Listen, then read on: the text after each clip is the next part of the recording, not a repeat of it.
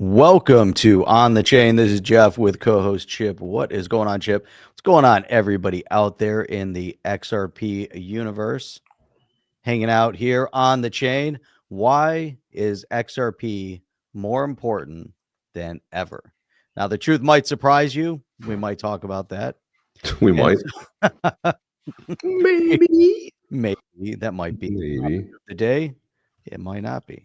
Tune in to hear more because we have a lot of things to dig into. We're going to talk a little bit about crypto, geopolitics, and XRP. You know the thing. You know the thing. Maybe some Bitcoin. Maybe it'll be all about Bitcoin today. Right. All about the Bitcoin. You know the thing, Jeff. You know the thing. By the way, I'm pretty impressed. We got 3 entries into the Yeti already. Not the Yeti giveaway for an NFT. We got a good one today. A good one. Man, you guys are going to be clamoring for this one. That's right. It's going to be a good one. Are you ready to set this on fire, Jeff? Let's go. Let's go. Let's do this. Welcome to On the Chain. Welcome, everybody. Drop where you're coming in from today, right now. Let's do it. Let's go. I want to see people from all over the world. Hey, hey, hey. Hey, hey, hey, hey, hey. Hey, hey, hey, hey. Look at everybody coming in here. Crypto investigators on the case, as always. Got Lethals in here. Beautiful. Look at that, dude. He's got the badass Yeti. I mean, this is just gets better all the time. Gets better. Look at that. Crypto Whelps in here, of course. Got Jimmy B, XRP. Jimmy B. Got Matt LaRoche live from his queen size bed. Down under. Isn't it only Australia, like 10 Aussies? 10, 11, 12? Yeah, by the way, I was watching my favorite Aussie YouTuber, and he had to go. He went through that cyclone too. Didn't get hit hard by it because I think he's a little bit far away. But hopefully, Matt, you guys survived. I don't know if you incurred too much damage from that. Probably a lot of down threes, and of course he survives. He's live from his queen size bed. What else can be better than that? John Page is in. He's got the check there. Cash Velocity, Zober. 2 miles high, Colorado. Colorado's so beautiful, man. John Page is checked in. He's checked in. There is the check. Annie Mountain. Miguel Castillo's in here from New York. One Rough Rican, of course. It wouldn't be a Saturday show without Rough Rican in the building. You gotta love that. Well, Jeff, there's so much going on these days with crypto in general. I mean, the market's been taking a little beating. You know, Bitcoin's been down. Of course, Bitcoin, usually a pretty big driver in the marketplace. And what used to be called MicroStrategy, now Strategy. I saw Jungle put out a good video that they could potentially be in trouble because their average buy-in for Bitcoin is now 66K. So if it drops below that, they could be in a little bit of trouble. And of course, you might get a lot of hot water. Will he double, triple, quadruple down and buy more? Probably. Probably. I mean, it's probably a good bet. Look at that. Kill 2 birds with 1 stone. Checked in with the Yeti. He's entered officially, and he checked in from Boston. There you go. So, by the way, that mayor of Boston's a loon. Man, what a Looney Tune. What a nut job. And Rough Rican can't take any of that. He doesn't like any of that shit. On a 54th boat at the more. Dude, you got Wi-Fi out there? What are you docked or where are you? He's always on these cool boats, man. That's what Mike does. He's always on cool. That's why he couldn't go because he was on a boat race that weekend that we were done. We were up in where was that? Cape Canaveral. Oh man, that's pretty awesome. Probably gonna have a drink with Dirk when we were back from Thailand. That's really awesome. Well, guess what? Dirk is gonna be on the show tomorrow evening, people. Dirk from X Spectre. It's gonna be epic. The X Spectre. We love Dirk, of course. Jeff and I have we've hung out with him in Miami. We hung out with him in Australia. You know, he's a good dude. He's a really good dude. Good project. One of our favorite people in the space. Got Vero Beaches in here, just north of us there, Jeff. We got Vero Beach. We got SoFlo's in the house. Oh, we're up to 11. I'm pretty impressed with that, Jeff. I mean, we went from 0 to 100 in 0 to 11. Well, close. I mean, 0 to get more people tuning in right now, and we'll be good to go. We're just gonna hang out until everyone shows up. And where the hell is everybody? Damn it! I don't know. I think since the market's red, people are in a state of depression. Yeah. But the market's been suffering across the board. So now we're starting to see that legacy market and crypto market are kind of running in tandem with each other. And Bitcoin, as always, kind of leads the charge. So with Bitcoin a little bit suppressed, man, Palantir's down, all sorts of, big movers and shakers have taken a little bit of a beating. But yeah, but when we talk about beating, if we go back 6 months ago, a year ago, man, things are still looking up. With Bitcoin sitting at 82,000 and XRP hovering at $2.10. I think what everybody really wants to see, and we want to see that momentum, but man, the markets are completely tied to this psychology and just psychological state of individuals, as we look at things.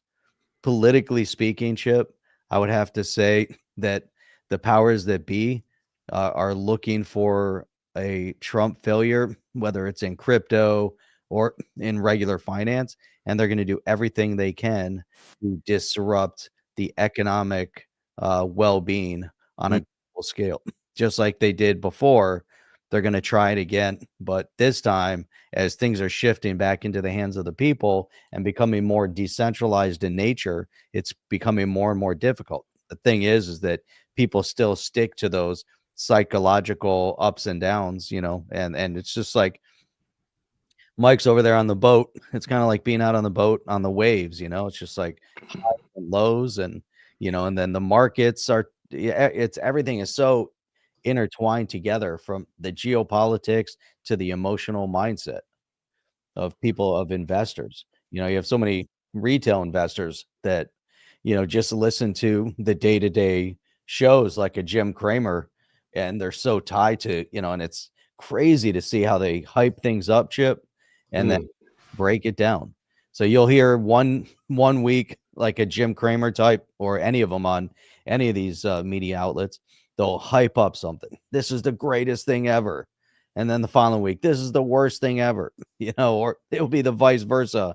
They'll come out like with Palantir. Oh, it's so risky. Why would you do that? I don't think it's going to succeed. And then a week later, the same guy is like, this is the greatest thing ever. Have you seen? That's when you sell.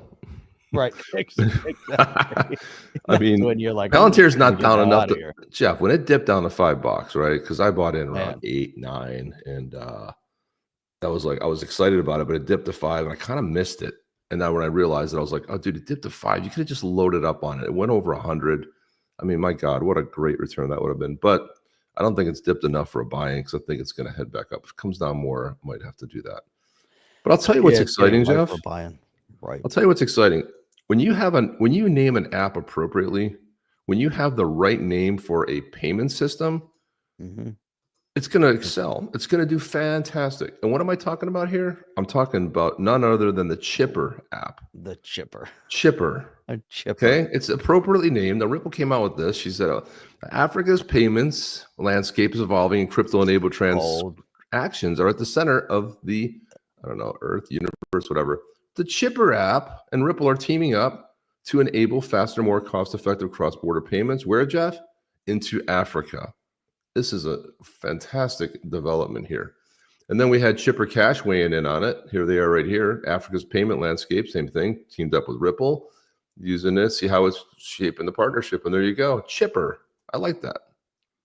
I guess I'm going to have to abolish my plans to come out with the Chipper app. I'll just have to make it the Chip app next. Not going to happen. Yo, Chipper. That's my other nickname, Chipper. Chipper. So chipper. My buddies call me so chipper. And then look at this, is crazy. Even CoinDesk picking up what they really would ever shy away from any stories, Ripple or XRP related, are starting to get into it because they do see that drives views. So here they are talking about it. Ripple today said it was partnering. Did they mean it, Jeff? They said it was partnering. Look at this, balloons, baby, balloons and everything. With Chipper Cash, a payments provider serving across Africa to support cross-border payments into the continent. This is a really good thing. So Ripple put a whole article together on this thing, a little press release and everything. You gotta love. By leveraging the solution, Chipper Cash, which has 5 million customers in 9 countries across Africa. And you think about it, that's a decent amount, but it's also pretty new when you think only 9 countries as well. Enable consumers to receive funds from around the world 24/7, 365 days a year, reducing time to friction, making moving value in Africa dramatically more efficient. Let's see, Reese Merrick, Managing Director of the Middle East and Africa at Ripple, said by integrating technology into Chipper Cash's platform, we're enabling faster, more affordable. And that's the key thing, Jeff, because when you move money to Africa too, you're getting just crushed, 8 to 12%. Usually you're paying a fee. So it's an interesting development. You gotta love this. Ham Suranjoji said he's the co-founder and CEO of Chipper Cash. He said, though, through integrating with Ripple's global payment network, we're excited to be able to harness that transformative potential of blockchain technology to enable consumers to receive payments faster to lower costs. That was not written by an attorney, Jeff. That was totally not. That was not legalized. Or no, somebody came up with that off the cuff. This is what I love. You guys know the behind the scenes of like press releases. They are filled with statements that people that are quoted. How do I know this? Because I've done it. They're filled with quotes of people who never said it, who probably would never or say something similar, but it's always authored by either a wordsmith and always looked at by an attorney, and the attorneys always ruin it because they're like, you can't say that, you got to use this word, and then it starts looking at jumbo and that stuff, weird stuff. Now, if you remember this, Ripple's partnership with Chipper Cash expands its footprint in Africa, which started with Onafric. And that probably, I don't know what that means, but that was what it started with back in 2023. So it's nothing there. But this is interesting. Ripple Payments has a near global coverage with 90 plus payout markets, representing more than 90% coverage of the daily FX markets, processing more than 70 billion in volume. And that's still new. That's a lot, Jeff. It's an amazing amount of payments for 90% of the FX markets, which is a good thing because that's where we get into trouble. Of course, across. Look at all these Yetis. We got 16 already. Usually takes us to the 20-minute mark. Let's see. Jim D officially rigged now. Jim D is a frequent winner, but I will say to Jim D's defense, he has given away, at least on 2 occasions, he's given up his badass Yeti. We've seen that. So, and of course, how cool was it hanging out with Jim D in Florida? Jeff? Yeah, very cool. Do you remember that? That was fun. I do remember. That was a lot of fun, Jim D. I really enjoyed that moment. And we try to get together a little bit during the weekend. It's our schedule is just kind of tough to because we had a dinner and we had other things, but it was really cool hanging out. So I thoroughly enjoyed that. XRPL Korea. Look at this, Jeff. This is insane. They put on a hackathon, the Boothon 2025, March 22nd and 23rd, XRP Korea and D Butler. Which is the conference there it's a Web3 conference. They put on this amazing freaking hackathon. So it was a Web3 hackathon based on XRPL and the XRPL EVM sidechain, held at Wyoming University. The event welcomed 200 plus participants, 24 teams, gathering builders, founders, students, eager to develop a meaningful. I mean, what's going on in Korea is just incredible, dude. Look at the amount of people, and they're all young. Gosh, they look like my kids' age. My God, I'm really feeling old now, Jeff. But look at this. Look at how many people showed up to do a hackathon on the XRPL with Web3 in mind. It's just amazing, man. I love to see this because obviously when we were in Australia, we learned that Korea is South Korea, of course. It's such an epicenter of crypto, and I think more people there per capita own crypto than almost anywhere else in the world, and XRP is very popular there. Right. And of course, Jeff, you cannot be coding and hacking without a cry cheeseburger. That's something that's going to be, look at that. You got to have some fast food. You got to have some caffeine. It's funny because like if that was us, Jeff, we'd have like espressos and coffees, and they're drinking sodas, they're drinking Cokes and stuff, right? Everybody's got some caffeine. Everyone's caffeinated over here while they're coding. But look at this. How impressive is this? They must have got food brought in because I see that's sitting on almost every table there. But just sitting around doing hacking, man. Morning from Belgium, where it's 1:30 in the afternoon. Beautiful. That's right. Kimchi mayo on your burger. That's right. Oh, Man, that'd be kimchi's the awesome. best. I love kimchi. I'd love to I have a love little Korean food too. kimchi Korean on the barbecue. burger. Oh yeah. Yeah, I asked my wife, I go, do you want to go to Japan? She goes, I really do, but I really want to go to Korea.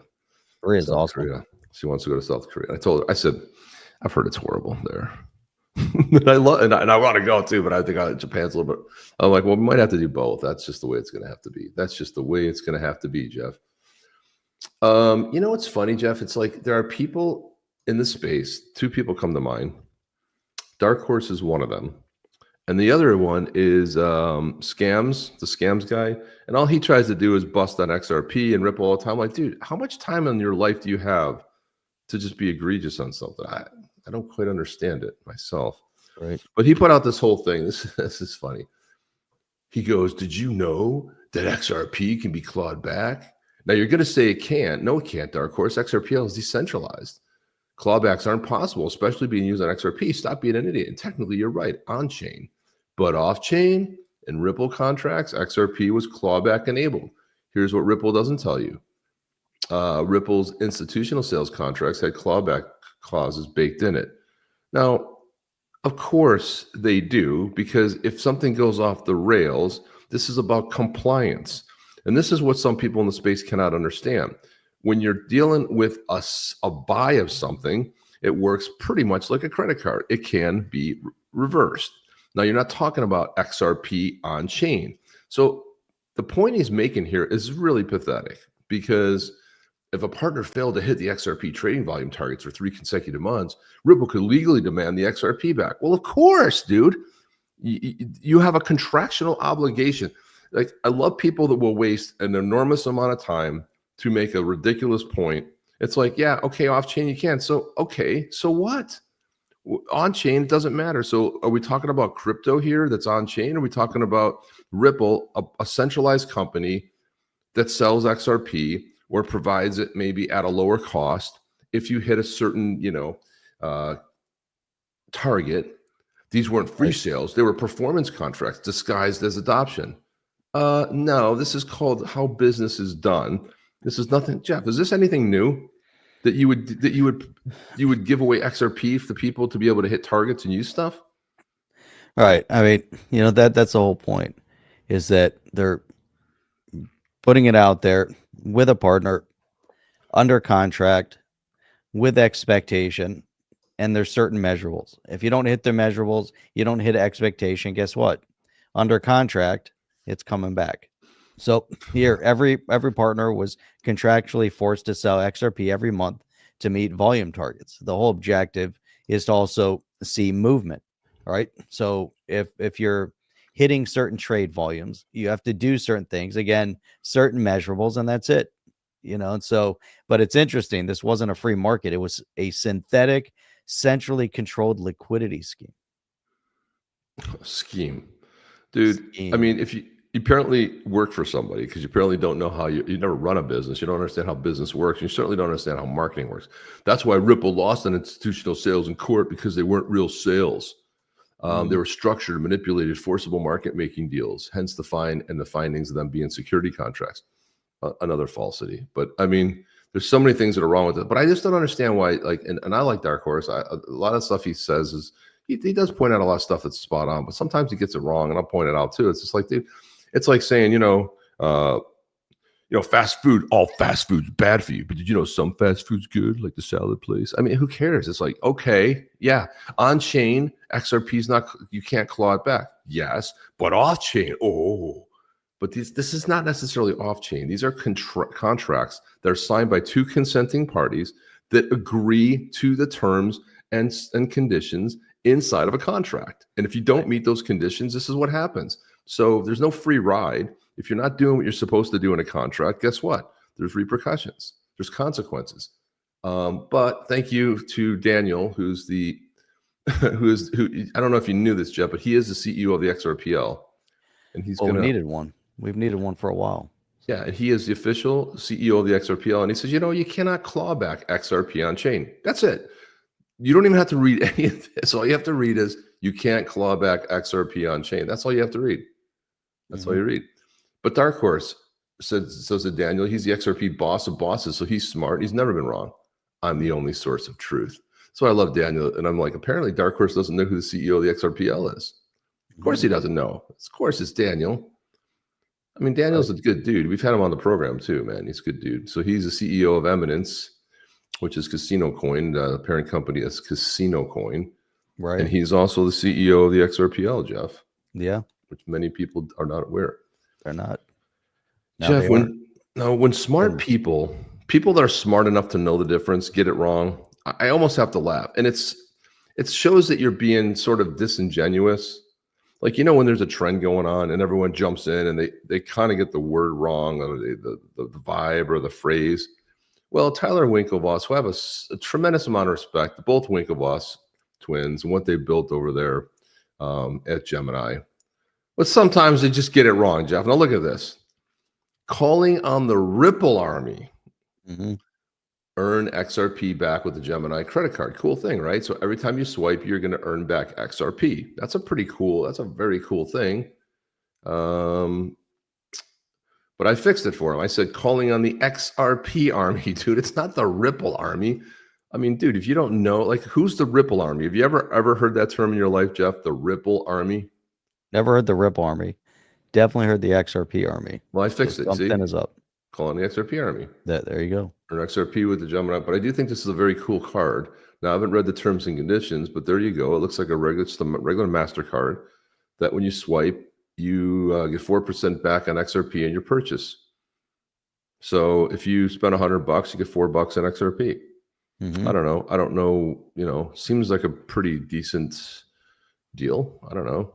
I mean, I would say, like, at least, all credit cards offer some kind of points or, and again, the reason they're able to do that is because that's that 3% fee you pay. And if you have an Amex card, it's 5%, sometimes 5.5%. Right. Which is why, we love Amex and we love to spend our points. And we love to go to lounges, Jeff. That's what we love. Lounge access. Lounge access. That's the other big thing. But I thought, if you don't have lounge access, then what do you do? Jeff, are you familiar with this? This app called Autopilot? Have you seen this one before? I have seen it before. Okay, so how this started was the guy who started the account, Nancy Pelosi's stock trades on X. All he was doing was taking every time she bought and every time she sold, he was mirroring that. So what you can do with this app is you can go in there and you can choose Nancy Pelosi, and it will buy and sell your stock, whatever money you put in there, and you'll start making money. Like I saw one of these YouTubers said I put $1,000 in, and I was up like in no time I was up to $3,500. But I think something happened with that account. Got taken. This is it right here, the Pelosi tracker. Oh yeah, right. So it just tracks Nancy Pelosi's stock trades, highlighting politicians' trades so we can invest alongside. The original one got taken down though. Got banned from trading. $500 million invested on. So that's what it is. Now they came up with the most brilliant ad. I haven't seen a brilliant ad like this in a long time, Jeff. I'll be honest with you. This one was so fantastic. Now, were you ever a fan of The Office, the TV show The Office? Watch it. The US version? Not so much. Okay, well, I watched every show. If you guys, let me hear from people out there. Are you guys fans of The Office? I of course I love the UK version, but that was only 2 seasons. But did you guys watch that? I want to know. I want to hear from you. I know we have a little bit of a delay here. Now, what this is specifically is a takeoff of a Dwight Schrute, the goofy dude with the glasses.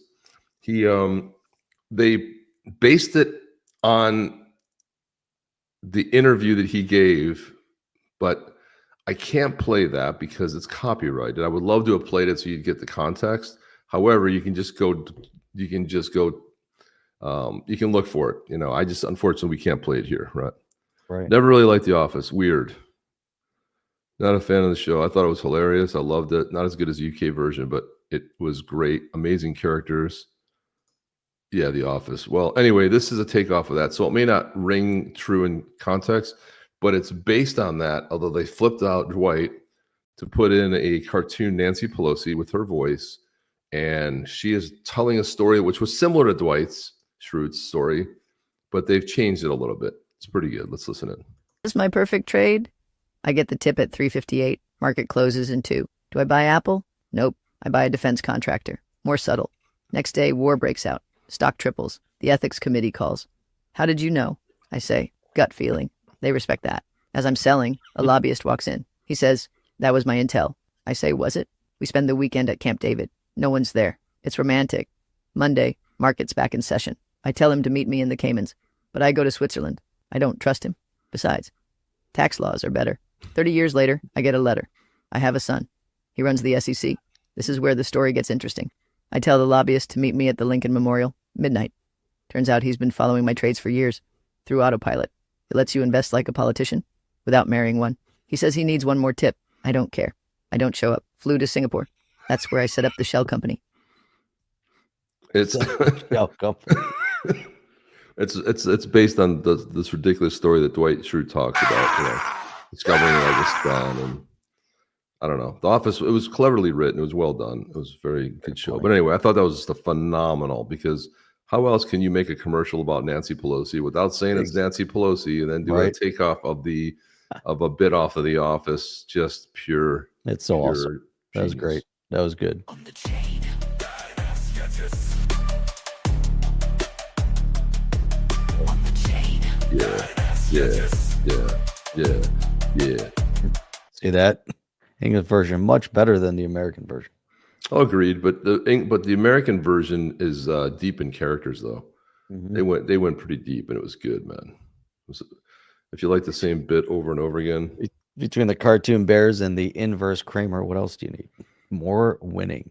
Winning inverse Kramer, absolutely. You know, there's so many shows that are British original and then American after. I mean, it's obviously gone on that way for a really long time. Some that ended up coming over here, like Archie Bunker, wasn't All in the Family. It was based on a UK show. Yeah. But then lately, like over here, I don't know if you've ever seen that show Ghosts, which is pretty funny. You know, these the one woman can see all the ghosts in the house. It's a comedy, right? Where they live in like a giant house, and I watched that for like 5 minutes, and I was like, dude. So there's the American version, and then there's the British version. The British version, which is much better. But it's pretty dark, also. Then there was another one where a vampire and a werewolf live together with a ghost in the house, and that was an interesting show too. There's the American version, and then there's the British version, and the British version is so dark, and it's just like they're so different. Like, you know, the American version is more light and fun, and and then the British version is just dark. I think The Office had like 10 seasons here, and they did 2 seasons, but they're not full seasons. They're like 6 shows, like maybe they did 12 or 14 shows total. Ricky Gervais obviously was phenomenal. Ricky Gervais is awesome. He was great in that. I mean, he was fantastic, and it was really good to see that. Look at this. So this is a really cool thing that's happening. It's so funny. Trump becomes president, and all of a sudden, success breaks out everywhere. Look at this. We've got it's official. The state of Wyoming launching its own state-issued stablecoin. Here. The Wyoming State Token Commissioner, Flavia Naves, speak on what goes into launching a government stablecoin and changing regulatory environment on the stage at StableCon. And there it is right there. However, somewhere it was being discussed that stablecoin that's being launched by Wyoming is no more than a CFTC or a CBDC. Is it a CBDC? Is it like programmable? That's what somebody was saying. That's see if I can find this statement. See if you can find that, Jeff. I'd like to know more about that. I meant to put in the keep, and I was in the middle of something. I hate when that happens. There's always one thing you saw that you go like, and you somehow remember it during the show, but you can't put everything in there. I would love to see if that indeed is the fact. Look at all this. Everyone's putting ads in this whole damn thing. Man, it's ridiculous. Come on. Let me see. You can find it, Jeff, while you're looking for it. Oh, so that's right. So it was Tom Emmer said it. Oh, Emmer said it? Yeah. So now okay, find dude. His statement. If Emmer said it was a CBDC, then we're in trouble. Yeah. A lot of people are commenting. So how is it a stable coin then? I got to find him actually saying it. Oh, please. When you look for that, I wanted to put this story up in the interim. Did you know that 1 in 5 Americans are already part of the crypto community? Your neighbors, friends, your local shop owners, they're not just talking Amazing. about crypto. They're using it to send money to family, support causes they care about, connect with communities, meet the crypto holders next door. 21% of Americans, 1 in 5 adults own crypto. And that's coming from the National Cryptocurrency Association. That's a pretty big that's a pretty big swing if you think about 1 in 5. Now, what happens when we start getting 2 and 3 and 5? Now we're hitting mass adoption. 3 and 5 is mass adoption. That's more than 50%. There you go. Well, I think we'll get there. So, and this guy needs to become orange. This guy needs to become orange. This guy needs to become orange. This guy probably never will be. I don't know where we get that far. We'll never get that far, Jeff. So yeah, still looking for Emmer's comment. I want to find it from Emmer. Yeah, that's what you want to see. Well, XRP Cafe, where you can find the Badass Yetis, both the blue tribe and the white tribe. They're 12 and 16 XRP each, depending on which one you go with. This was Jeff, check this out. XRP Cafe was number 8 of all of the NFT exchanges in the world, all chains. Nostalgia to think about how far we've come, how far we'll go. It's called XRP Cafe because we bet on the XRPL from the start. And there you go. They are number 8. Of course, OpenSea, the big dog, number 1. Of course, Blur, newcomer in the last couple of years. They're huge. Immutable X Marketplace, Magic Eden, which is also a big exchange.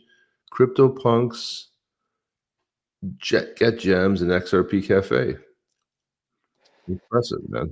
Of course, that's why we also bet on the XRPL and bet on XRP.cafe, because that's where our badass Yetis are. And if you don't know, let's just go over there and take a look, shall we? Yeah, I think we shall. There you go. So you got a new one. Scrap is minting now. There you go. There's some of the well, again, we'll have Dirk on tomorrow to talk about this, but X-Spectre buildings. You can buy these awesome, cool buildings. These are some of the ones on the secondary exchange, but you buy the building, boom, put it on your land, done, I tell you. And very cool that it's minting as NFTs. And if you want to know, you just come into here and you say Badass Yetis right there. It's old. So there's the blue tribe and the white tribe. So if you look at the blue tribe here, there it is. It's 86% minted. Come on, guys. Let's sell this puppy out. Let's get this. Got to be gone, Chip. Let's sell it out, man. Let's get 100% of these puppies gone. These are the secondary market. You can see what's out there and available. And I will throw that in there if any of you do want to go ahead and pick one up. And of course, there's the XRP, the Badass Yetis, and then there's the white tribe. Come on now. There we go. There's the white tribe right there. Boom. And these are 31% minted. Of course, there's a lot more of these guys, and they are On the chain. Badass Yetis. On the chain. Badass Yetis. look at that. Look at that, Jeff. It's beautiful. Man, I'm gonna love it. That's secondary market. I don't know. Now, if you do buy it for, let's see, you buy it for 59,000 XRP, you can have this badass right there. But these are secondary markets. People put them up with ridiculous prices because, you know, they don't know. They're going to sell them and whatever. But yeah, you just mint one. You don't know which one you're going to get. You mint it. You connect your wallet, and there you go. So it's pretty impressive, I would say. Everybody's commenting on the same article, but I can't find Emerson. Yeah, I can't find his. I know it's here. Let's see. I'm sure Emmer has to be talking about it somewhere, right? He said Wyoming is not a central bank. We are not issuing any cash. Or does he say it's a CBDC though? Controversy is further fueled by recent legislative moves in the state. Just weeks ago, Governor Gordon signed a bill that prohibited the development of a CBDC in Wyoming. The bill's sponsor explained the legislation was designed to send a clear message to Congress that Wyoming rejects the idea of essentially controlled digital currency. So that's what's going on over there. But I'm trying to find. So I guess there was an interview with Decrypt. So that's I got to go find that one now. I saw that. I got to go back to that one. It says here someone cut out the statement. Emmer made his stance during an interview with Decrypt. I respect the vote of the Wyoming people. However, I personally am vehemently against any government issuing a tokenized version of its currency. But House Majority Whip strongly criticized Wyoming's plan to issue its own stablecoin. He called it nothing more than a state version of a central bank digital currency. So now let me see if I can find this article. Here's the article. Interesting. That is crazy. Here's the interview. Laid into Wyoming's accelerating plans to issue its own stablecoin, issuing a rare rebuke of a fellow Republican crypto initiative. I respect the vote of the Wyoming people. However, I personally am vehemently against any government issue of tokenized versions of its currency. Emmer told Decrypt at the federal level this would be considered a central bank digital currency. And then just a couple of weeks ago, we had, let's see, we had this right here. This is a couple of weeks ago.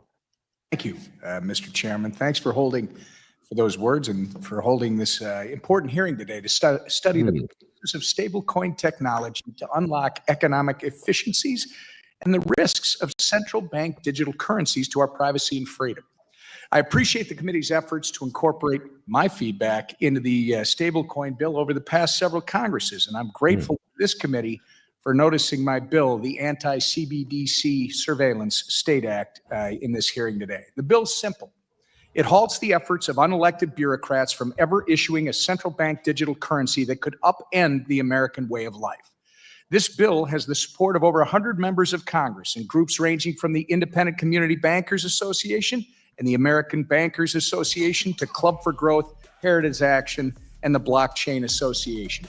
CBDC technology is inherently un-American, and I'm grateful to President Trump for understanding this and signing an executive order banning CBDCs as one of his first actions as president. My bill would codify the executive order into law and prevent the future administration from creating such an obvious tool for financial surveillance against its own citizens. Right. Chad, great to see you, Mr. Cascarilla. Proponents of the United States central bank digital currency often cite global competition in the race to extend the dollar's status as the world's reserve currency as promises of a CBDC. Do you think there's anything a potential United States CBDC could accomplish that a privately issued stable coin could not? Thank you for the question, Congressman Emmer.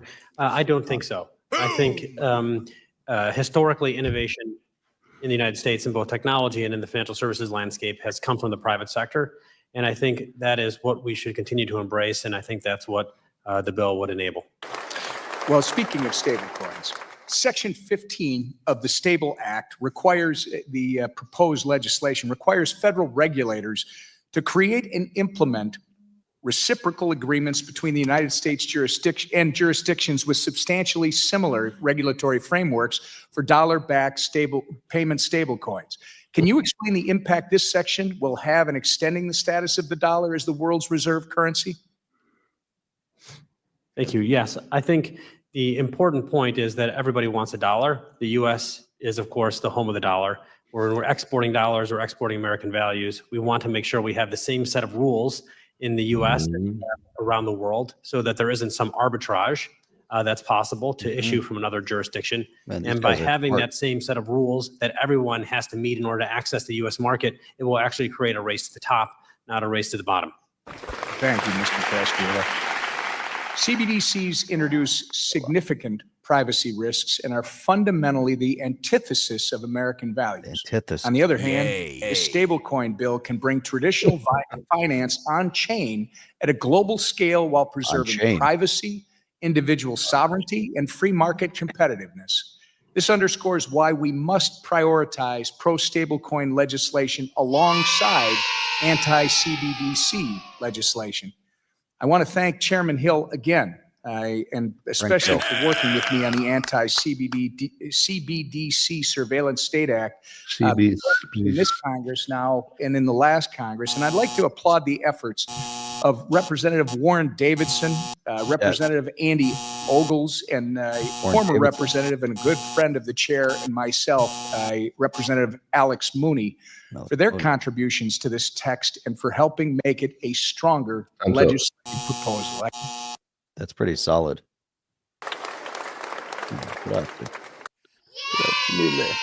Kids love it, Jeff. Kids love it. Yay. It's awesome. It's good stuff.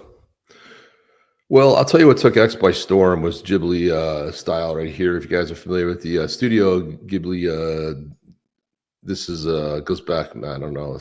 Goes back to Japan and a staple, really. I mean, if you think about some of the movies and stuff, but everyday life. So here you had drawn by hand. It had a look and a feel, basically.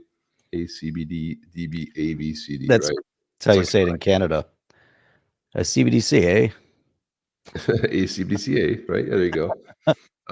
And so this ChatGPT 4.0 launched. People said, "Well, take this picture and do it in Ghibli style," and of course it did. And so people started going crazy doing the memes. That was like the first thing they started doing, right? So they started taking memes and doing the memes. And then you had there's Kramer and Jerry, Studio Ghibli Jerry. And then you had, let's see, what else? You had Mike Tyson put this out. This is him with a dove, My Happy Place. So then you had iconic scenes from, like, you had The Godfather, there's Star Wars, there's The Godfather, Al Pacino, right? I mean, there's Lord of the Rings. I mean, people went crazy with this thing. No, you just can't make everything Studio Ghibli. He's like, yeah, you can, actually. Mizrazi spent his entire life building one of the most expansive and imaginative bodies of work, so you could all rip it off and use it and filter your vacation photos, not into this one bit, protect artists. And I'm like, I feel like it's more of a tribute than it is trying to rip them off. Now some guy came out with an app. It was called Ghibli Everything, and you could upload. It was a whole social network that every photo got, put in the style. That's monetizing. Okay, that's wrong, and he got a cease and desist letter. But to me, this was people. Look, more people know about this than ever before because they looked into it. Imagine Miyazaki pouring decades of heart and soul into making this transcendent, beautiful, tender style of anime, and then seeing it get schloppified by a linear algebra. Like, these are the haters, right?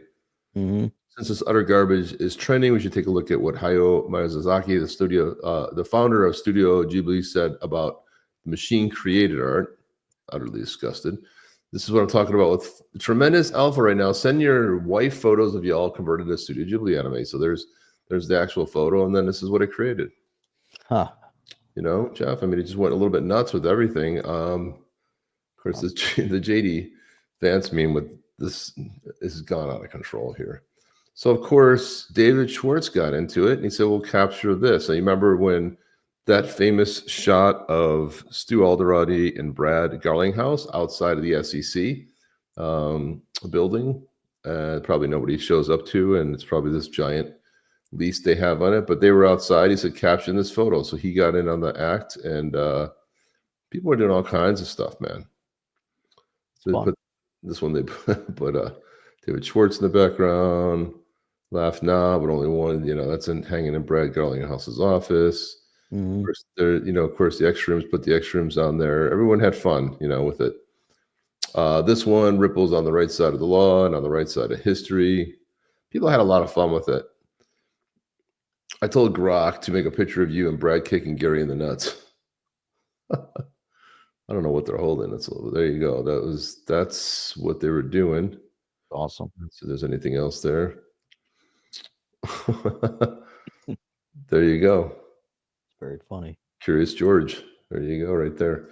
And so if you remember this woman who got up on the plane and said those MFers aren't real, somebody had a little fun. They said those MF and Studio Ghibli memes are not real. And so they did a poor interpretation of her. Doesn't even look like her at all. And so Tiffany Gomez, who is that woman who was the one that stood up and yelled that those MF. She's like, "Yo, who added those bangs? Please remove immediately." Champagne Josh, she says, "I got you." So he put up this image, which looks a little more spot on. Thank you. Getting the earrings right at least. I need jeans and a watch, and we are solid. So got you, fam. So there you go. There's the jeans. I don't know. Everyone had a lot of fun. So Jeff, so Dirk, who's going to be on the show tomorrow. Did we mention that yet? Dirk from Expector is going to be here tomorrow. We have not mentioned it. So he put this up right here, which is fantastic. There's Dirk. There you go. And then here, and I said, I love it. Great. Now do one. Now do us. So he put this one up. Boom. There we are, Jeff. I don't know. It's a little, there you go. If you want to know what you look like as a cartoon, that's what we look like right there. It's awesome. Dirk will be on the show. I like it. I look like my old eye doctor there. I don't know who the hell that is, but man, Jesus. Wow, it's frightening. It's so, things have gotten so bizarre on AI. When you can edit photos in AI, I put my photo in and I just took a random picture and I said, turn it into a headshot. And it just made me look different. I mean, it was me, but it took out the background, smoothed out my shirt. Like there was a bit of a, overlap wrinkle on my shirt, smoothed that out. And everything was just like so perfect. It was so crazy. Oh, Matt said, now do one with Dirk and a broken down G-Wagon. Oh, hey now. Hey now. If he didn't have a broken down G-Wagon, that photo would have never taken place. We'll talk about that story tomorrow again, because don't show up for that story tomorrow. We'll talk about that because it's a good one. It is an interesting, good one. And Matt can do the play-by-plays. That's right. Jeff, sometimes I like just putting random thoughts on posts because it really does tweak people. So Green Eggs and Ham, Sam I Am, who used to do a lot of XRP content and went off the rails into then he started doing a lot of great vaccine content, which was awesome. But then he just drove off the rails into doing weird stuff. He started with this whole story about his first experience driving a Tesla Model X, macular degeneration, FSD follows to continue living life rather than planning to travel around. Drove it to Dallas, got my daughter, tried to handle it, try to sort things out with dinner. Basically what he did was he got a flat tire. But did you know, Jeff, that there is no spare in the Tesla? Apparently there's not. So that's not a good people. There's not even support. Yeah. So that was what he was mad about. He's like, the plan is to get someone out tomorrow at 11 for a flat tire. Ridiculous. Start over with the service tech. They want to tow it to the service center 30 miles away in Plano. I was in Coppell. I said, that's too far. I take it to the nearest shop. And he wants to know immediately which one. I knew it wouldn't have had the time to look that up before they closed the service call. So I told him to forget it. Not impressed with Tesla. Hey man, they don't have, and all I said was a hybrid makes sense, not a pure electric vehicle. I love my big gas guzzling truck. Yep, me too. Right? And then he said, well, sometimes I wonder if you can even comprehend things that you read, Chip. And I said, oh, I'm just adding my thoughts about your electric car. I got your story. I was like, what did you want me to do? Say, yeah, Tesla sucks because I don't have spares? I mean, I don't know. Right. Yeah. I'm like, the first mistake. Dude, I honestly believe that if Tesla comes out with a hybrid tomorrow, the sales would go through the freaking roof. Nobody wants to drive a pure electric car. It's like, oh, let me drive to Orlando. Oh, hang on. I got to stop halfway and spend 20 minutes in a charging station. Oh, wait, they're all full with other morons? Great. Let me sit behind the morons and then wait for them to do. Oh, wait, there's 3 broken chargers? I mean, your whole life revolves around charging stations?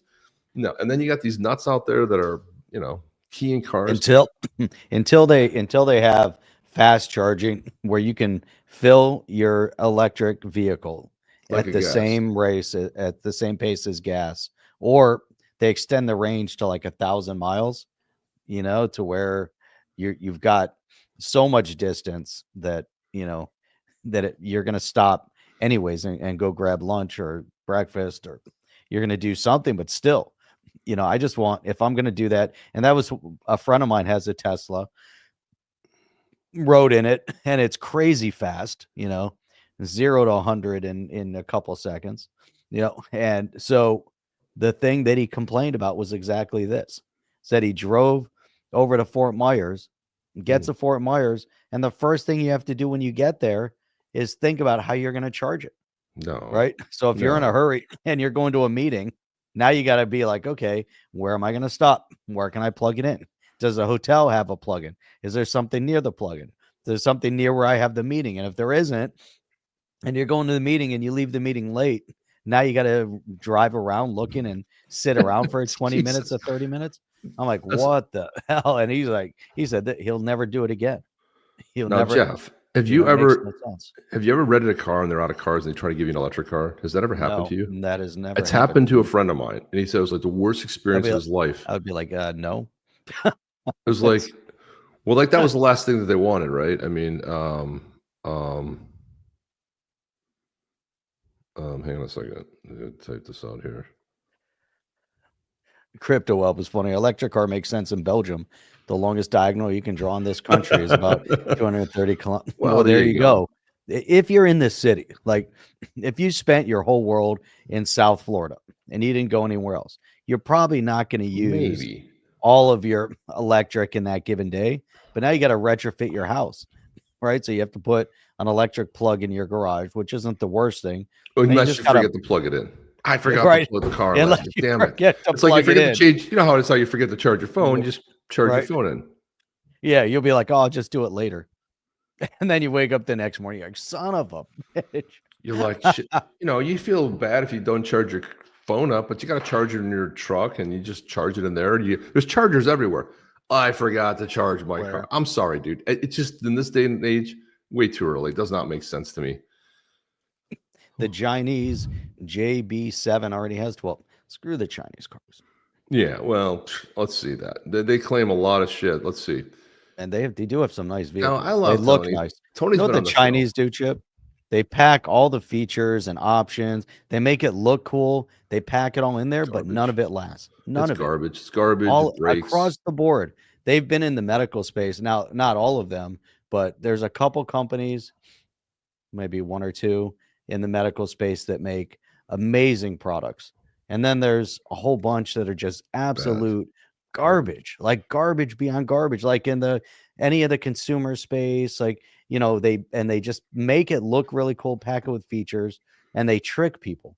And that's the worst part, is that it's all just, you know, it's just like a bait and switch. It's like, look, we got all this stuff. Check out this car. Then you get in the car and maybe the steering wheel falls off, or maybe it doesn't break, or I don't know maybe that, you know, it's garbage stuff. Anyway, love Tony Edward and Thinking Crypto is a great podcast, amazing interviews. And he put out this. He said, "Is Trump and the Fed playing us all by getting ahead of a massive crash that was likely in 2026?" Well, we've been in a recession for over a year and a half because, well, if you're the last administration, you just change the rules on how you measure. You know, two negative quarters of GDP is a recession. They go, "Oh, it's not in our book. We changed the way that is." We've been in a recession for a long time. So, or by trying to break something to have the narrative for quantitative easing. And I was like, well, picture a world where the IRS is abolished, the Federal Reserve dismantled, and the change of centralized control shattered. An unstoppable economy rises as every citizen keeps every dollar they earn. Or, hey, we can just stick with your doom and gloom version. Endless taxes, rigged money, and a broke nation on autopilot. Right. Which, I mean, which one sounds? I mean, which one sounds better to you, Jeff? I like the latter. I like you know, endless taxes, rigged money, and a broken nation on autopilot. Everyone in every nation who's in the chat right now, in every country, whether you're Australia, it doesn't matter where you are. Right. You know, I mean, if you're in Europe, nobody cares. Everyone wants the same thing. And I was just saying, like, you know, Ishmael said, if you think Trump and his administration is doing all that, you're on crack. I'm like, let's check back in 4 years. And then Joe Buddy, of course, another on the chain community member, says, good points, Chip, which I like.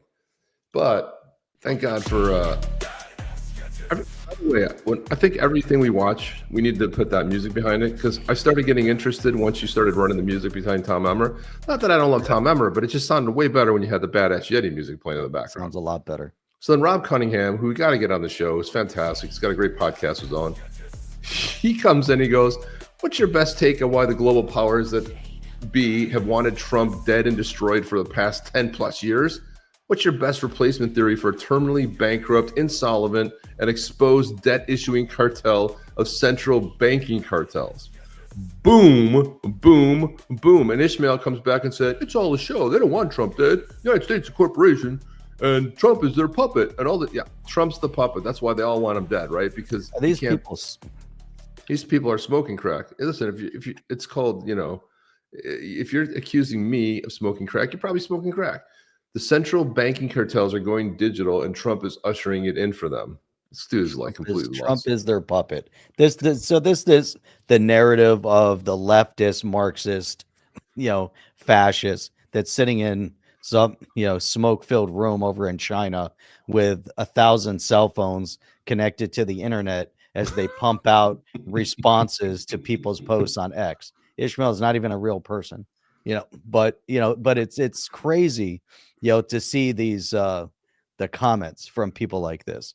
Even the whole idea that people think that Trump is somehow the bad guy. Trump is dismantling, the evils of the world in this country, and it's having a direct impact globally. Did you see the clowns up in Canada as they passed legislation again to remove American alcohol from the shelves of Canada? It's like, who gives a shit?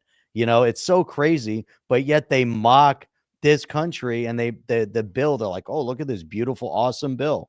The guy who was signing it, what a clown. It's a clown show up in Canada. They're more reliant on us than Well, we hang are on on a second, them. though. It's a clown show with the government. The people. Well, I'm not saying the people. Yeah, the people are probably against. referencing And the trust me, government, yeah. they love American bourbon, and they are kicking themselves. They can't buy it anymore. And meanwhile, they already purchased it. So all of these shops, all these places that sell liquor, it's all through a Right. state. It's all state run. Right. Liquor board Yep. of Canada. And so the thing about it is that they've already paid for it. And it's like, so they don't even sell it. They can't even make, the money back on the inventory they've already, but to me, it's like, you're right. It's kind of tit for tat. It's like, you're going to come out, and even Pierre Poilievre has lost the narrative where he started saying, we're going to go after Trump. We're going to do it. I'm like, no, man, have a conversation. And by the way, there was a Canadian woman, I wish I could find the video, which dispelled all the myths. She goes, if you actually read the legislation, it does none of that. There is no tariffs. It says for American-made cars that are made here, and a lot of the purchases come from Canada, if the majority of it's made in, it was completely debunked. Yep. And she's like, but nobody's actually read the bill. Even the They people don't in the read the government. bill.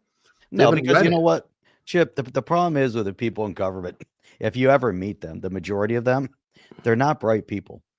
The majority of them, right? Some of them are. They're Some of easily them are controlled. brilliant. The majority of them aren't. The majority of them have not had a steeped history in entrepreneurship. They haven't done anything significant in their lives. Somehow they end up in this path of government work like that their entire lives. And you could put a big question mark as to whether or not it's real work or not real work. Real work is when you're, is the sweat equity that you put into your day to day, and the struggles in terms of when you're coddled by a government employment status where, you have pensions and you have all these things baked into it, and you work, 4 hours a day, and you get 2 hours of lunch, and you get 8 months of vacation time. That isn't real work. Real work is, when you're up against the clock on a day-to-day basis.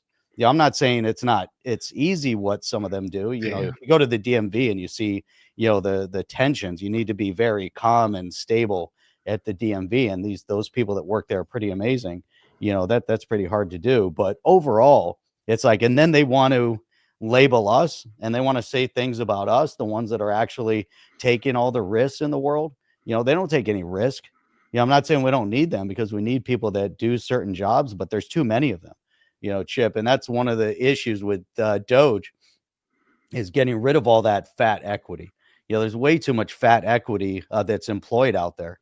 Once we get rid of the fat equity, and then all of a sudden we become more streamlined, and that's what it's all about.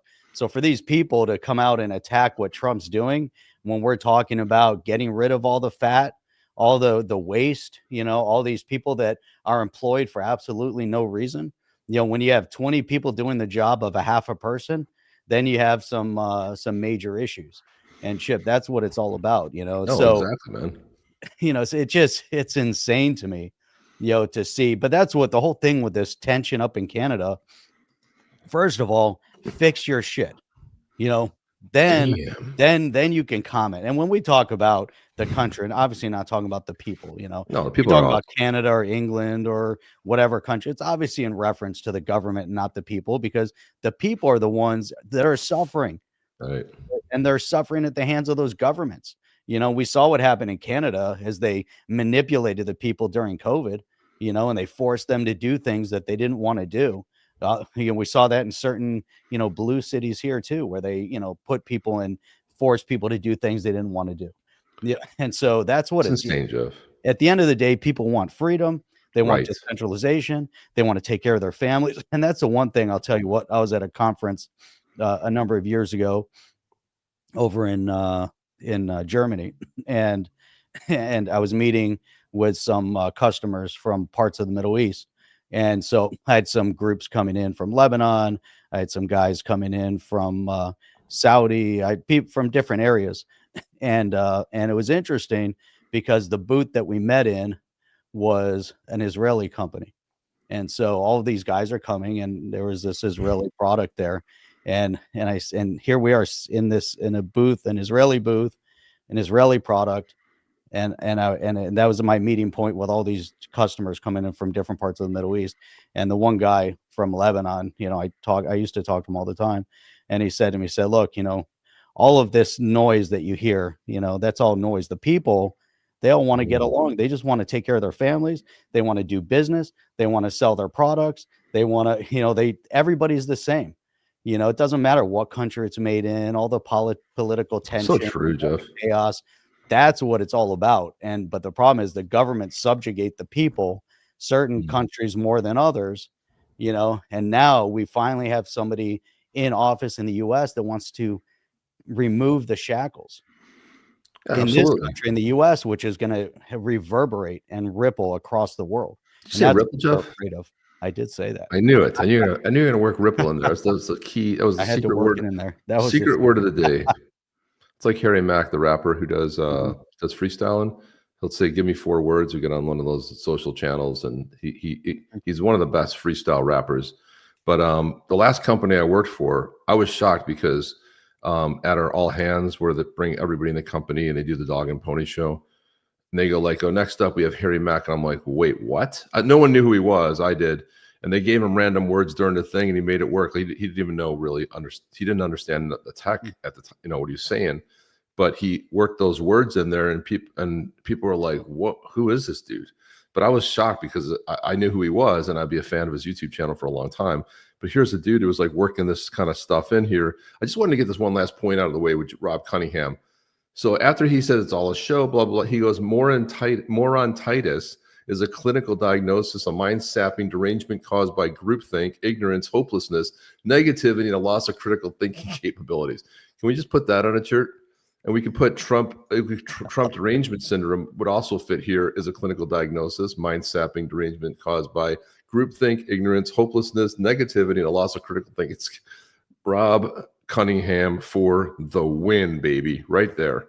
You gotta love that. You got to love it. And then so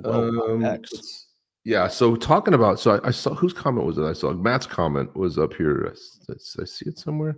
Thought I highlighted it. Damn it. That's what I hate about this damn thing. Yeah, right there. I'm thinking that Elon would be in the crosshairs of the deep state at the moment. So if you guys want to look at what they're doing, what Doge is really doing, and I'll tell you what is not possible. This wasn't possible 4 years ago. You know why? AI is making it possible. You know what the deep state never thought about? AI. They never counted on AI. They thought all their schemes of moving money here, moving it there, moving it to all these fake, NGOs, the NGOs filtered here. And they thought they wouldn't be able to trace it. But you know what's able to trace it? AI. You filter all this unstructured data into the computer, boom, and it's figuring it out. So you got a couple accounts out there that are figuring it out. But Doge is really a giant team. Elon Musk is the face of the team. However, if you look at the entire team, it's a massive team. And they're going in, they have an attorney that looks at what they can do, what they can't do. It's like team of 3. They got a programmer and they got somebody that's sort of, like I don't know, like administrative person. Better badass Yetis in the background. And so I wanted to play this one little clip. This is just one clip and there was this whole interview is great. And, as a whole, the whole thing, who sent it to me? I know it's going to come up. It's going to come up. Let me give some credit here. Mike, Credit where credit is due. This to me, but I meant to bookmark all these because I was watching every bit of it. But here's one of the Doge guys. There's like a team. They had 6 or 8 of them that they were interviewing. Yeah, I want to see high profile convictions too, and I think they're coming. Look, it's going to take some time. First, they got to root out all the people that are fighting.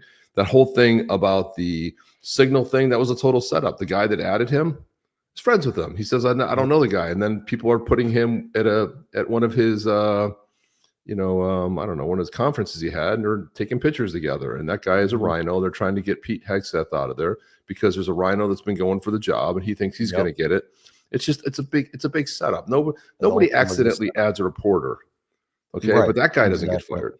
Yeah. That guy's a complete ass clown. And he's also, we've talked about him before, but here, let's listen to this, Jeff. Alarming how the financial operations and financial management is set up today. There is actually really only one bank account that's used to disperse all monies that go out of the federal government. Time out. One bank account. It's a big one. It's a big one. It's a big one. It's a big one. A couple weeks ago, it had $800 billion in it, but it's the Treasury General account. So when you hear, some of my colleagues here, what they're talking about in terms of the fraud, you have to ask, well, why is this allowed to happen at a financial level? Well, it's actually quite simple but alarming. The Treasury, up until now, and thanks to President Trump, we're fixing this. In fact, there was an executive order that he just signed the other day, which is protecting America's bank account, because it really is the taxpayers' money. One, we're changing the culture. The culture is been not a lot of caring and not a lot of commitment to doing what's right relative to financial operations. There's a $500 billion of fraud every year. There's hundreds of $billions of improper payments, and we can't pass an audit. The consolidated financial report is produced by Treasury, and we cannot pass it on. We have material weaknesses. What that means is that if I was a public company CFO, I would effectively be removed. I couldn't file financial statements. I couldn't issue securities, which of course we depend on. Can't pass an audit. Right. The federal government cannot pass an audit. It's impossible. In fact, in order to pass an audit, you need the information necessary to pass an audit. You need to have the payment codes, you need to have the payment explanation, and you need to have a person you can contact to understand why that payment was made. None of those things were mandatory until just recently, just a few weeks ago. In fact, maybe last week? Yeah, we're serving 580 plus agencies. And up until very recently, effectively they could say make the payment, and Treasury just sent it out as fast as possible. No verification. And so what we're doing is what any household would do. But imagine you're a household, you have a bank account, everyone has an ATM card connected to that account, everyone has a checkbook connected to that account. It's not just your children, it's not just your parents, it's your in-laws, it's your extended family, and they all can go to the account and disperse funds. No questions asked, no justification, no verification. Jeff, and you know how much verification you go through to send a wire. You make sure you call, you make sure you have somebody on the phone, you do a verification, you do all kinds of codes. They just put it in there and they hit send, and their $2.4 billion goes out to some. And what's really weird about the leftists, the criminals, they're out there keying Teslas, like what? Because Elon Musk owns Tesla. I like to get some. I like to see him get close to one of those rockets to key that thing fire up and burn them to a crisp. But I mean, why? I go, do they not understand what's going on? They had a reporter go out there and start asking people, "Hey, do you agree with Sesame Street and where was it? I forget which country, Arab country? They're spending billions, millions. Where was it? Iraq. Yeah, you're sending Sesame Street, funding Sesame Street in Iraq. Gender studies in South America, and they're like, no. I never heard of that. No, I never heard of it. Like, they never heard of it because you just can't do a simple search. Like, you can't even do, it goes back to Rob's thing, zero critical thinking. You can't even like be semi-curious and go like, I wonder if I just do some basic research online because I'm semi-curious about this, or should I let my masters tell me what I need to do and get angry and just start yelling things at the sky? And all the protesters, they go out and start asking, why are you protesting? Why are you protesting against Elon Musk? None of them knew. I mean, what's the problem? Nobody. It's like this group think. Let's all unite. Let's get mad. Let's get mad at the system. And the funny thing is, is they've dismantled the deep state's money. Okay, they fund money all over the place. They had this money going to Africa, and it was to destabilize the African governments of every. You notice how it's so volatile over there? The U.S. was funding that. Okay, and then you look at what is going on with the deep state. Well, all these operations they had, all this black ops operations, funneling money into that, and then the Democrats, all their goofy causes, I'm not going to, probably can't say it here, but all those causes, the woke causes, was being funneled, and it's all artificial. It's all astroturf. There's nothing real about it. And so when that got cut off, and you know who's extra nervous these days? If you want to see somebody really nervous and posting a lot on X, it's Pocahontas. Elizabeth Warren is out of her mind with posting stuff. Oh, she's yelling at the sky. Old lady yelling at the sky. 13 years in office, never authored a bill, never did jackass shit, highly ineffective, and misappropriated another race. So, this is who she is at a core level. But I think she's nervous. I think a lot of the Democrats speaking out are nervous because when Trump comes out and says, I wonder about the kickbacks. If he's saying what about the kickbacks, you think they already know about the kickbacks. And so when they start tracing where the money goes from the NGO and the payments go from there, and the payments go, and they start doing real audits, they start tracing the money, it's always tied back to family members. So all these corrupt judges that keep going against Trump, their family members are sitting on an NGO board that was getting that money from USAID, right? They're getting this funneled money. The whole thing is, it's incestuous. It's a horrible thing. And it's, Jeff, I mean, I'm just like, and people are mad that they're saving close to $1 trillion now in just bullshit payments. And meanwhile, we got homeless people, we got vets sleeping on the street, we got families that can't care for their kids. We have single moms working 2 jobs. For what? So they can send $150 million to gender studies. I mean, it's gotten out of control. And guess what? So you got a new sheriff in town that's putting an end to all this, and people are mad about it. Well, I'm sorry, man. That's what I voted for. I hate to tell you, but I say that often. I'm like, this is what I voted for. I voted for winning. I voted for winning often. And we like winning. We like to win, Jeff. I mean, I have to say that the winning is a good thing. And then you have people like AOC who have, I would say, there's like 60% of the people, they've been tracking their cell phone movements. They go from rally to rally to rally, and they're like, Bernie Sanders and AOC have 40,000 people. Well, it's more like 18,000, but they go to these things now. They're trying to make it look like, is that going to be the next ticket? Is it going to be AOC and Bernie? We are together because an extreme concentration of power and corruption is taking over this country like never before. And we are here, most importantly, because we know that a better world is possible. Now, imagine you're AOC and putting this out on your own account with your own branding, AOC on the top, and thinking this is a good thing. This is a good message. We are witnessing an oligarchy in America, when those with the most economic, political, and technological power destroy the public good to enrich themselves, while millions of us pay the price. And ironically, the most divisive forces in our country are actually bringing more of us together than before. They will throw out every label and judgment and cultural debate in the book to keep us distracted. We need to be taxing the rich on the floor of the United States Congress. We need to be establishing guaranteed health care on the floor of the United States Congress. Not erasing American history on the floor of the United States Congress. I can't listen anymore. But anyway, we're restoring history, right? We're restoring. Oh my God. They were erasing history.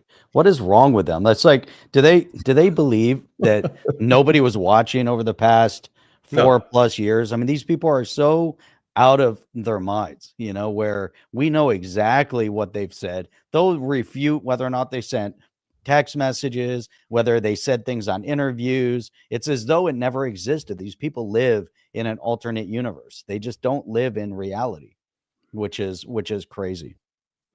It's insane, Jeff. The whole thing is just, it's so off the rails. And I'm like, you think that this is an actual good thing? Yeah. Chip, so what's crazy about this is that years ago, there was, if you go into, not to dwell into, the archives of quote unquote, the Palestinian terrorist archives, but they had a quasi Sesame Street back. Oh, we man, played it here, years. Jeff. We Remember? played it here. This is probably back in the 90s. There was some requirements that they had to start educating towards peace and peaceful coexistence. And they got also, obviously now we've seen they've got all sorts of millions and billions of dollars from the Europeans, because the Europeans love to coddle them. But for the most part, their Sesame Street promoted violence and killing. And it's amazing, the kids. And this is what they promoted and taught. So I don't know what they would do over in Iraq, what they were planning on teaching and things like that. Jeff, I want to say that what crazy does stuff. impress me, though, I will tell you. So I'm going to play a clip. It's a New Hampshire Democrat. He's 22 years old. His name is Jonah Wheeler. And he was accused of discrimination by fellow Democrats for standing up for women's rights. This kid is 22 years old. I got a daughter that's 20. This kid is so well spoken. Like the way he's able to articulate his message here, man, I see politicians in their 50s and 60s that can't speak. And and this is brave too. Here he is, 22 years old. He gets up and he makes this speech. Mr. Speaker, for us, and I pause because my colleagues are walking out as I give this speech. People are clapping in the gallery for their walking out. And Mr. Speaker, I think that illustrates exactly why I got up here today. I could have quietly voted my conscience, could have followed the party line. But Mr. Speaker, again, the consent of one person cannot stand for the consent of another. And just because one person is comfortable with a transgender woman being in the bathroom with them or playing sports with them or being in a prison with them doesn't mean that another woman is. And these issues do not have to cause violence. These conversations can be nuanced, and we can have conversations about treating each other with respect and humanity. And putting in place policies that say that women who were born women deserve a space to themselves, whether that be the bathroom or sports or the locker room or prisons, is not transphobic. And there are people in my town, there are people throughout the country who are liberal, left-leaning people who agree with what I just said here, but some of them won't vote with me here. Some of them, in fact, have left the party in my town. There was just a woman last week who left my party because she felt not only was she not being heard, but she felt like there was no way for her to even speak up about this position. And given how many people are still in their seats, I can understand why. The orthodoxy of the Democratic Party on this issue has left us to where we can't have nuanced discussions, and women are being silenced in this conversation. As much as people don't want to hear that, that is what is happening.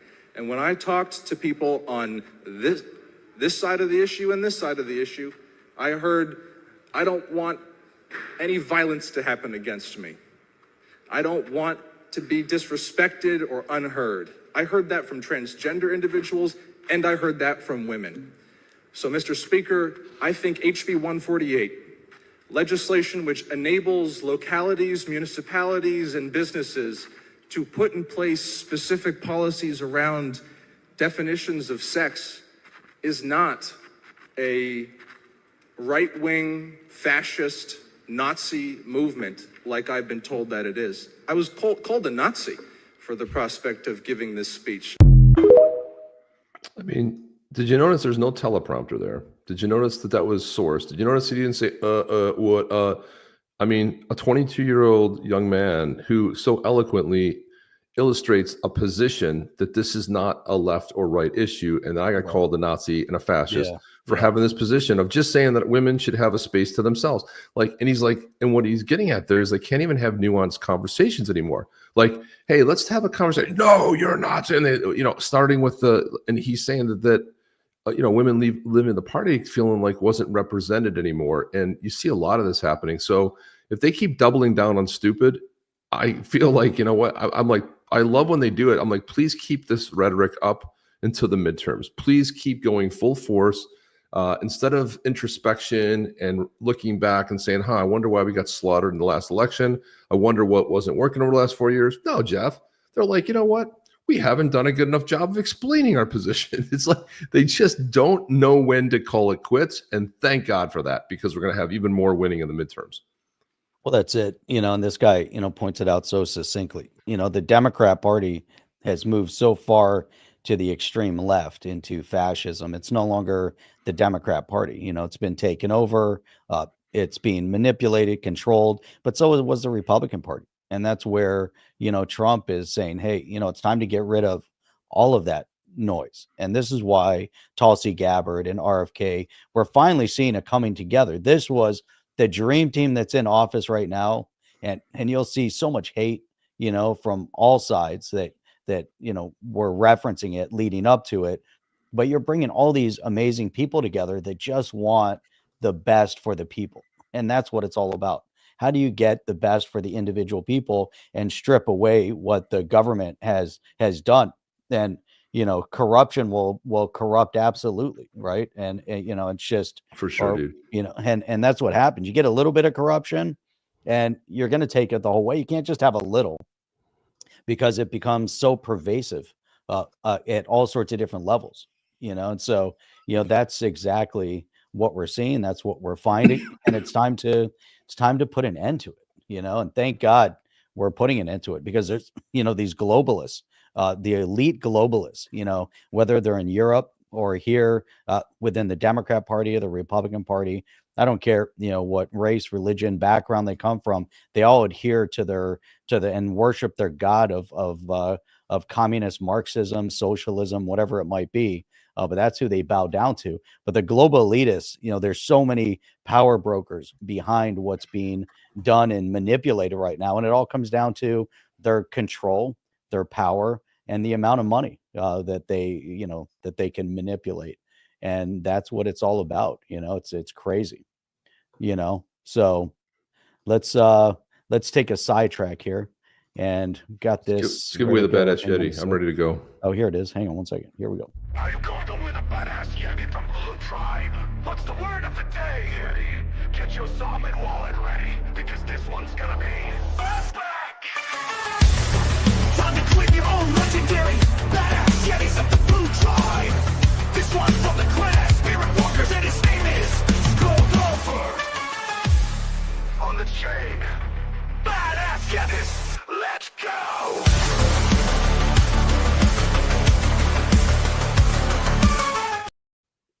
Beautiful. It's called offer. Spelled a little bit differently. There you go. Let's go, guys. Let's pull it. We got 27 in. 27 in. And let's go. Here we go, guys. And let's not hear about it's rigged. It's a website, streamyard.com/giveaway. I click a button. By the way, Joe, buddy, I read your comment earlier. I don't know if you saw that, but I read your comment. Golfer? No, not golfer. Skoldolfer. Skold. Of course, Matt, the golfer. Here we go. He is a golfer, though. I heard he's a golfer. Right. Here we go. Ready, guys? Go.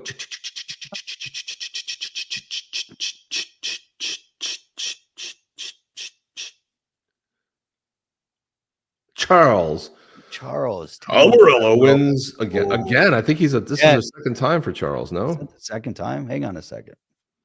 It might be the second time. I think Charles won. I seem to remember that. Maybe not. Charles, are you here? King says he's here. Well, King said, if I win, it's rigged. Well, you didn't win, so you know it's not rigged. So there you go. Congratulations, Charles. Beautiful. Is Charles here? I'm sure he's here. Let me see. He's not. Charles. We need to hear from you. This is rigged. I think Charles won and then gave it away, and we had to pull. Let me see. I'm looking in the Ray Run is here, blues. though, guys. I don't see anything in the blues. Maybe it was in the whites. Why wasn't it in the list? Why wasn't it in the list? If you typed in Yeti, YETI, it will be in the list. I think the way it shows on the screen, it doesn't necessarily show everybody. think it just cycles through some of them. Let's see. I believe Charles had one. He said thank you, but you gotta put your wallet up there, my man. But I think he and go check the thing because he might be putting that up. While we wait for that, I wait for Charles to do that. Woot, woot, woot, woot, woot. While we wait for that, I want to show this first time winner. He's a first time winner, absolutely. Here we go. Hang on, I gotta go find it. Look at check out. You want to see this? You want to see what you guys know who Bob Ross is? You know, Bob Ross had that show in the 80s and 90s where he had the afro and he used to paint painter. Yes. He used to paint, you know, scenes. Well, somebody did a Trump meme of Trump as Bob Ross. Here we go, right there. Let's add some happy little tears. Look at this job. You're missing this. Look at the screen, please. Wait, I got to capture his thing before. There it is. Let's add some. There he is Bob Ross painting up, adding some happy tears. That's awesome. That is awesome. There you go. You got to love that. You got to love that. And Jeff, I got to go. I have an appointment at 10. I got to get out of here in the next 5 minutes. Uh-oh. The next 5 minutes. I love Joe Kernan destroying this guy. Did you call for Lloyd Austin's resignation? Here he starts messing with Chris Coons because he is asking if Chris Coons called for Lloyd Austin and the whole debacle that happened in Afghanistan. Did you call for Lloyd Austin's resignation? Not only did we lose 13 service members, we left $70 billion worth of equipment that fell into the hands of the Taliban. A couple of years later, he was out of pocket for 2 weeks and didn't tell the White House. Did you ask for him to resign at this point? Are you actually asking for Hegseth and Waltz to resign when you didn't ask for Lloyd Austin? There is nothing that Lloyd Austin did by getting health care treatment. Okay, what about Afghanistan? What about Afghanistan? Did you guys forget that? The statute of limitations is over? Coons, though, he just got throat punched, and he's laughing. This is a nervous laugh. For 4 years? That's what the fact Mark that the Warner Secretary of Defense was getting health care is fundamentally different from the Secretary. 2 weeks. No one knows where he is, Jeff. Right. He goes off the grid, doesn't notify anybody. There's no chain of command. He's the guy running the show, and he tells nobody. Sorry, that's grounds for dismissal. Secretary of Defense sharing on an unsecure platform. It was. You just said it was a success. Afghanistan was not a success. I am not on its way saying that the attack on the Houthis was not a success. I am saying that he demonstrably violated a directive that was. And Waltz, by the way, that guy Waltz, who is a rhino. I don't know why he's in there. I don't know why there's so many rhinos getting hired by Trump. He made that, those bad choices in the first administration. It looks like he's repeating it. I say he's got to get Laura Loomer as his vetting committee because she digs up the dirt on all these morons. But Waltz added the guy. Waltz should have been fired because it was a setup. It turns out Waltz, the guy who's vying for the job, another rhino, who he's also in, big friends with, and it was a whole setup, man. It was an absolute setup, and all the Democrats in unison, you got to fire Pete Hegseth, you got to fire Pete Hegseth, and then you got them floating the name of the guy, of the rhino guy that they want in there. So the whole thing was an orchestrated setup, and this is what's going to happen time and time again, where they're going to try to trap them, they're going to try to do this stuff. You just got to ignore the noise. And you saw in that that video that was on Fox, you had all those guys. They're nameless people. They're badasses in their own right. They're also volunteering to do what's right for the country. You had Obama out there talking about doing the same thing. You had Clinton out there talking about cutting government waste. And now because Trump's doing it, it's bad. Why? It's bad because it's cutting off the Democrat money. It's cutting off the gravy train. And all these paid protesters that flow into NGOs, they get paid. Half the people there, they show up for work. They have a sign someone made for them. They yell, and when you go up and ask them why they're there, they don't know. But they're getting paid. They all admit they're getting paid. And then when they follow to track the cell phones, they go from one rally, they get all in buses, and they go to the next rally. It's all manufactured. It's all BS. There's no real support. Then you show a Trump rally, 80,000 people show up. They just show up. They're all, 100,000 people show up. So it's just garbage, Jeff. Anyway, that's all the time I got here. You boys rock. Appreciate that. Appreciate that, ETF. That out there. Appreciate that. Well done, Charles.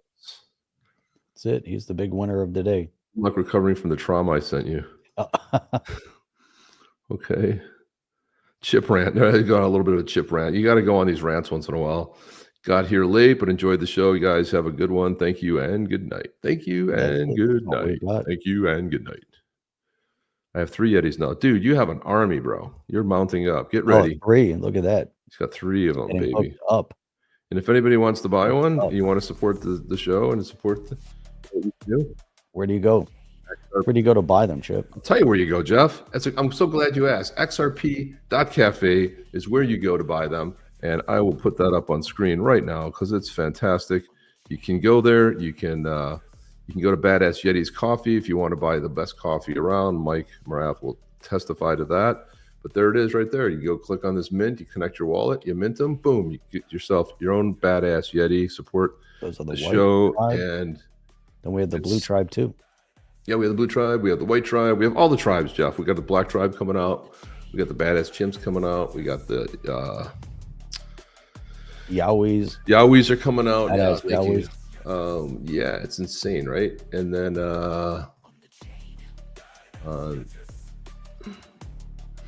then this one, Jeff, sometimes people forget about this. But I don't want anybody to forget about this because this is onthechain.shop. And this is some of our merch. We're going to be coming out with some new merch pretty soon, which is going to be awesome. So you can buy stuff like this. Return of the XRP. It's called SEC Wars. There you go right there. Fred got some Badass Yeti coffee. I love it, Fred. There you go right there. Boom. Get some beanies. I know the weather's changing, but some cool shirts. SEC Wars. Ripple Strikes Back. And we're going to have to update all that. That's like already legacy. We got legacy shirts now. Right there. Pillows. Can't be 100% sure, but I think it's magic. Beach blankets. Everything, dude. We got it all. It's all good shit. All good stuff. You know, everyone likes a good, canvas bag to throw stuff in. And, get your XRP cup. Everything, man. It's all here, dude. It's all here. It's all branded XRP. Hoodies, the whole thing. It's the water. I think I lost my water bottle at the gym. I went there and then I went back and I was like, hey, did you find a water bottle? Like, no. I'm like, somebody pinched my on the chain water bottle, dude. Someone saw it. I was like, come There's on, been man. a big demand for them. So, yeah. Ray Run bought the small bag. Small bag, nice. Lovely. Love that, guys. No underwear. We don't have any underwear on there, as far as I know. No underwear. No. We do have mugs, though. On the Maxi chain. Tier water bottle. It should be called Maxi Tiers. Yeah. Yeah. I bought Mark Dice's the Liberal Tears. Yep. I'll show you the one that I have. Here it is. I own this cup. This is my cup right here. Liberal Tears. Sweet. We got to do our own version of that. All right, we got to roll. Got to roll, guys. I'm out of here. Got to Be make back tomorrow night with Dirk. Did we ever mention Dirk? We did mention Dirk. Dirk is going to be here tomorrow night. It's super exciting to have Dirk from Xspector coming back to On the Chain. Please tune in tomorrow night. Get your questions ready. Come in and ask. Come in and support Xspector. An amazing project. One of the best and a great stand-up dude. So we're going to have some fun tomorrow night. Looking forward to everybody joining. That's all the time we have, guys. We will see you on the next one as soon as I can load it up here. And what do I have to say? There's only one thing left to say. Chip and Jeff. Ow! See you guys on the next one. Are you down with OTC? Please like, subscribe, and click the bell to be notified when the next video drops.